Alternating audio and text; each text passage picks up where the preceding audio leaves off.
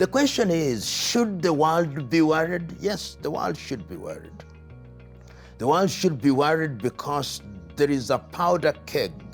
What one fears is that if indeed you are to hit some of the bunkers where the enriched uranium is stored, what would be the impact in terms of the pollution that would take place?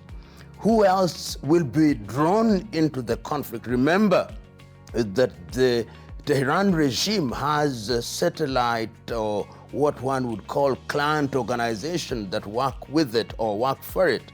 You talk about the Houthis, and that is in Yemen. You talk about the Hezbollah in Syria and in Lebanon.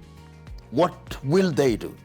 And one can also not discount what is being heard in the grapevine, that the North Koreans have said, we are ready to help.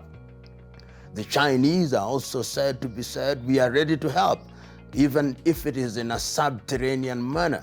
And the United States of America thus far has not entered into the conflict directly, but we know that their military assets are moving closer and closer to the theater of war. So if those are the early signs of a war that is big, of course, I'm one who is slow to use the term world war, but there are those who are already saying that these are the early signs of a third world war. But I would be much more hesitant because one can see that there are voices in different parts of the world that are calling on Israel and calling on Iran to step back and ask themselves what value is going to be achieved if the conflagration continues in the manner that it is. But as the saying goes, the jury is still out, there is a tit for tat, and there are internal contradictions, both in Israel and in Iran.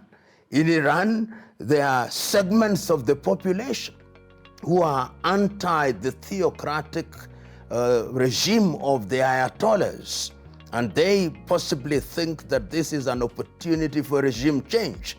Within Israel, there are those who are fatigued that there is little economic activity that is taking place in different parts of Israel. We know that Ben Gurion Airport in Tel Aviv is almost out of commission or is under constant danger.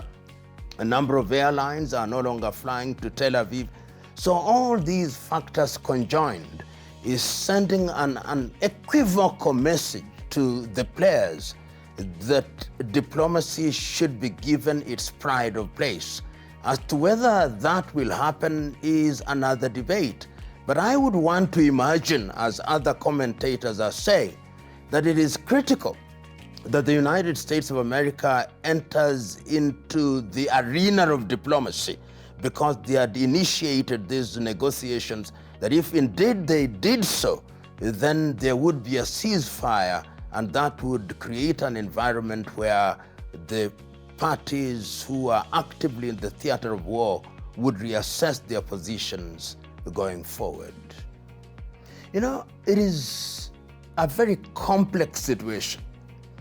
I have had an argument being put forth that the Iranians were going on with enrichment, all the negotiations notwithstanding, that the Iranians were not responding to the ultimatum that was given by the United States of America, and the President of the United States of America has actually said we gave them 60 days, and it's on the 61st day that we saw Israel do what they did.